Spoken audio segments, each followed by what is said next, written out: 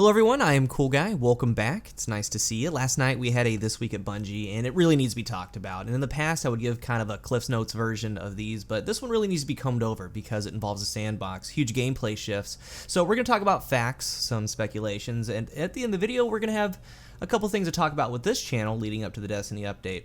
So here are two things you really need to pay attention to before we get into this. Number one, community feedback resulted in the change. So 6 months after the game's release, we are going to get a huge shift in the gameplay. Think about that. We talked about it, gave our feedback. This is what they've been working on. And number two, Josh Hamrick and Kevin Yanes are behind this, and you might remember them. They're leading the changes to the game just like they did at the end of Destiny 1's life cycle. This is a really good thing. They're very open to communication on Twitter. You can go ask them something right now, and either they're going to get back to you or someone else is going to kind of ask the same thing.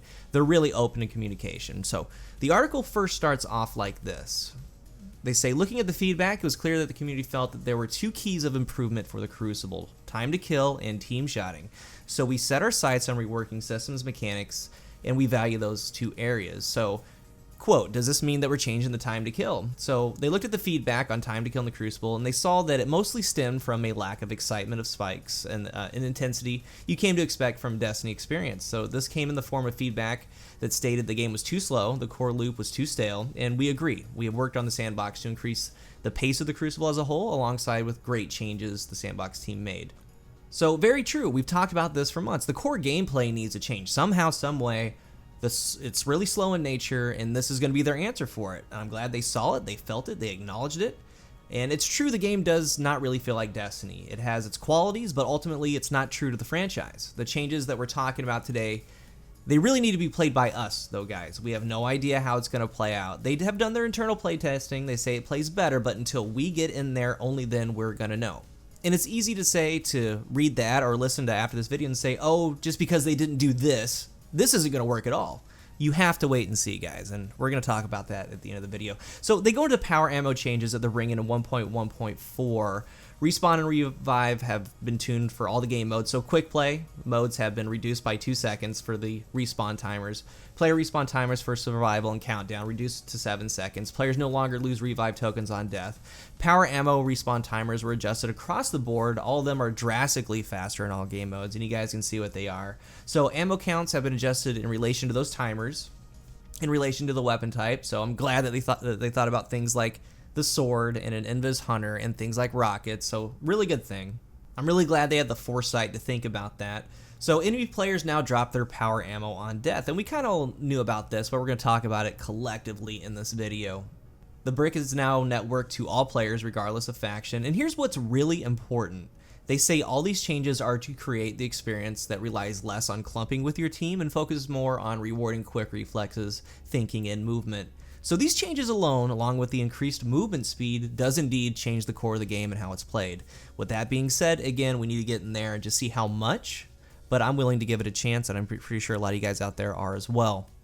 Next, they talk about competitive and trials. Their answer is to remove players' radar. Their reasoning: reduce team clumping, reward individual play, and incentivize flanks. So here's my take on this. Since the very first early month of Destiny, I asked the question, what really sets apart competitive and quick play? When you really looked at it, we had quick play in one playlist and then team objective in another. That was really the only difference. There was no reason really to go into comp. Players quit, making the games longer. Same map, same thing, no incentive. But by removing the radar and adding all these sandbox changes collectively, they're going to be on the right track, at least I think. Communication is going to be key, and they talk about that a little bit. For it to work, two things need to happen, in my opinion. Number one, the sandbox changes that they made need to actually be good enough for players to move around.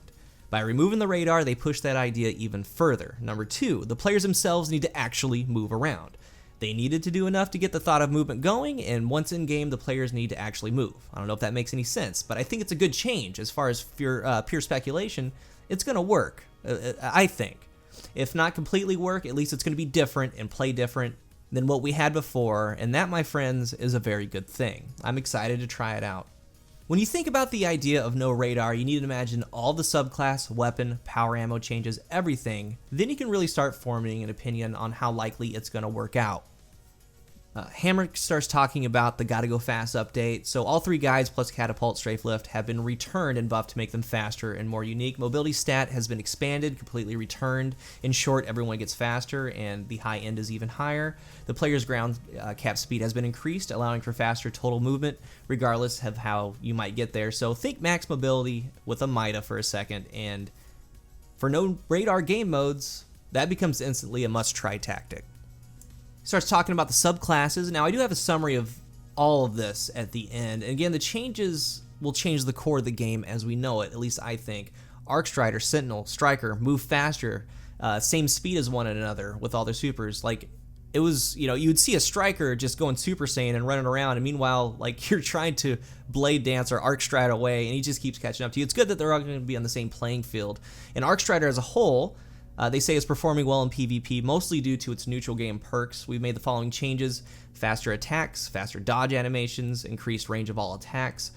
The shoulder charge changes have been reverted, so shoulder charge on the Striker can now be used as a movement once again. Dawnblade has been improved. They've reduced the cost of throwing the swords, allowing 1 additional throw, increased the duration extension gained by Everlasting Fire. They removed all inaccuracy penalties with Swift Strike when that's active, reduce the Icarus dash cooldown, increase the grenade melee energy, heat rises, gives you per kill. For the Hunter, invisibility on dodge, smoke updates. Invisibility on dodge no longer breaks aim assist. They talk about this later on. We'll kind of let you guys read it on screen if you really want to. It's just a really good thing, and we'll talk about it more at the end.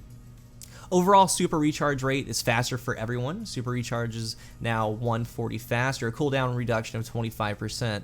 Mods that reduce grenade melee and class ability cooldowns have now been buffed to allow up to 2 times faster cooldowns. They say that is not replacing mods 2.0, and they talk about, you know, essentially it's not ready, and they talk about it at the end. So all this is really good. With nerfs to the Night Stalker, this is going to bring out some more usage from the Arc Strider and Gunslinger, and the Gunslinger, in my opinion, has always been one of the most well-rounded classes in Destiny's history.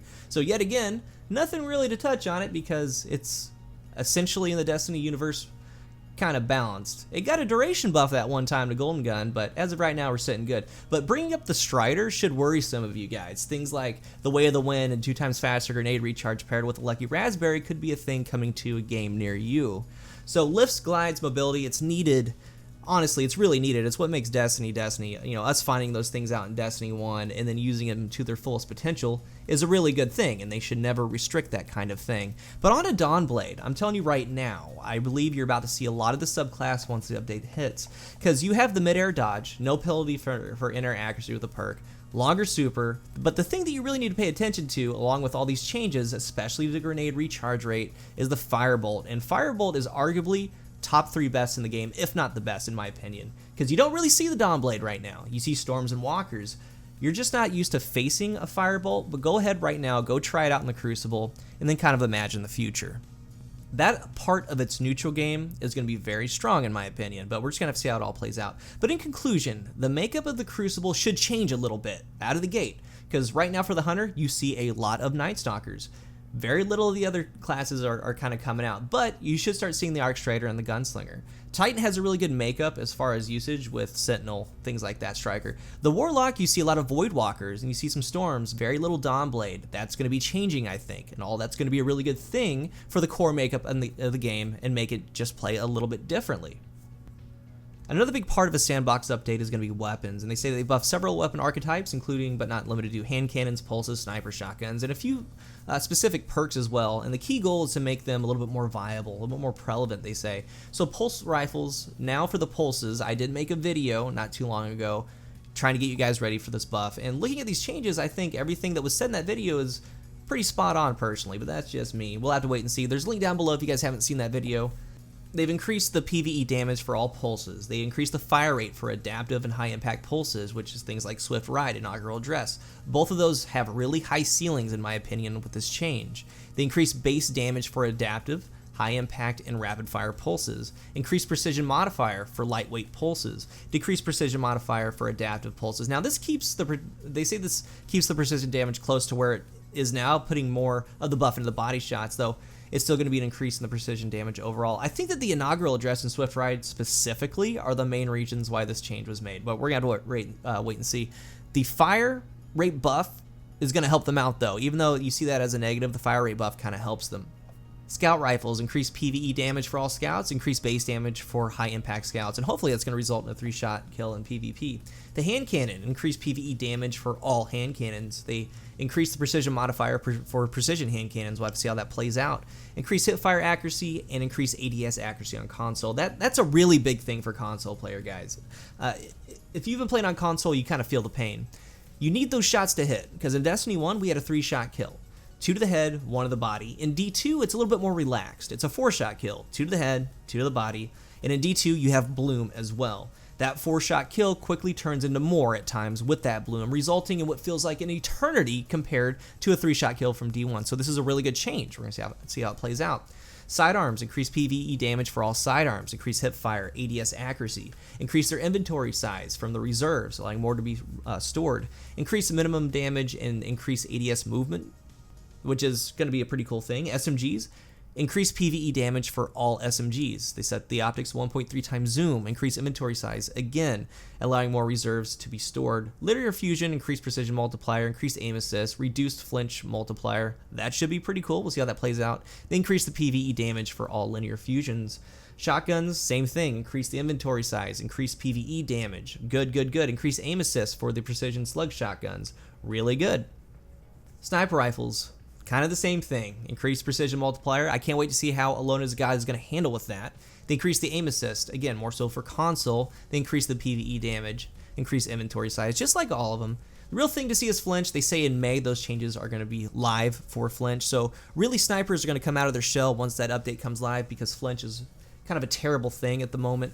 Grenade launcher, they increase the blast radius. Then we have assault rifles. Decrease range and aim assist stats for precision autos. Uriel's gift. Base damage is not going to be changed. This by far is one of the most important things to take a look at in the Sandbox update. It's low-key, probably the biggest, because they felt that this particular archetype, which again is above and beyond most weapons in the game, is where they need to be as far as time to kill for weapons. So when you take that into consideration with pulse buffs, other various buffs to subclasses, things like that, a new meta is going to be born. And I'm really excited to see how all this plays out. For perks, high impact reserves increases PvE damage. Kill clip increases PvE damage. Okay, we do have an Antiope that's getting a PvE damage buff because it's an SMG, and then we have a buff to kill clip, so you guys know exactly what to do with it. Rampage, increased PvE damage, increases duration. Dragonfly, increased damage, increased radius, stronger visual effects. Really good, we need that perk to come back. Such a fun perk. Grave Robber, reloads, 0.5 magazine instead of 0.3. Times payload, explosive rounds. The explosive rounds kind of got nerfed a little bit. The damage is going to be more inside the bullet instead of the explosion. They then talk about Night Stalker changes, and those are needed. Okay, they talk about them again. They're on the screen. Big change in how aim assist works when invisible. Like I said, all of it's needed. Nothing really more to say. That's been going on for way too long. They ended with talking about how Mods 2.0 is still coming, but they're focusing on things like the ability changes. They say, quote, "We have understood that we should not delay the much needed improvements to ability cooldowns. So while there are many, many improvements to mods planned for the future, we're going to greatly increase the output of ability cooldown mods in update 1.1.4. So in conclusion, the elephant in the room is going to be TTK. This is my conclusion for all of this. I honestly see two outcomes. Number one, all these changes collectively with changing pace of the game, having primers like grenades more often, having 4 more total players on the map, having more supers, is going to be enough to change the makeup of the core game. With that, we can continually add quality of life changes, nerfs, buffs, or other different gameplay elements to build on this core base that they have set. By the looks, it looks like it's going to be enough, in my opinion, when you look at it from all angles at least. But again, we really need to get in there and see how it plays. Now, the second outcome is to do what they seem to avoid. They saw a problem and they found a way to achieve an end goal, which is a faster, more intense, more familiar Destiny Crucible.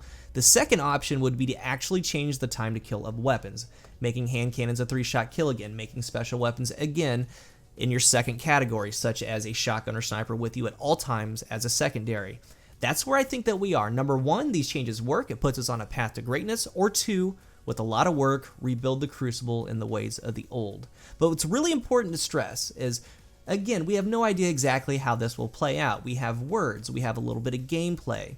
But until we're in there, then we're going to know. As of right now, there's no way. I can understand speculation. I even threw some in here. I'm very optimistic about this update. But to outright say that this won't work or it's trash is a very, myopic way to look at this. It really is. So be sure to make decisions on your own. I can tell you that this update is enough to keep pursuing guides, Crucible tips on this channel. It could very well possibly bring more players back. We just need to see how it works. And I can finally get some stuff out there that I've been wanting to do as far as this channel goes. So until that update, we can do a couple things on this channel. And for all you guys, hashtag made it to the end, guys, let's talk about it. I could post some D1 Rebel gameplays. I could do a Fortnite video or two in the meantime. I could post some D1 or D2 gameplay in general. Maybe a review on some Iron Banner weapons. Let me know. But now it's going to be your time. I've been talking for a little bit. Let me know in the comments section what your thoughts are. Be critical. Thank you guys for watching and listening to my analysis of the Sandbox changes. And until the next one, I am CoolGuy.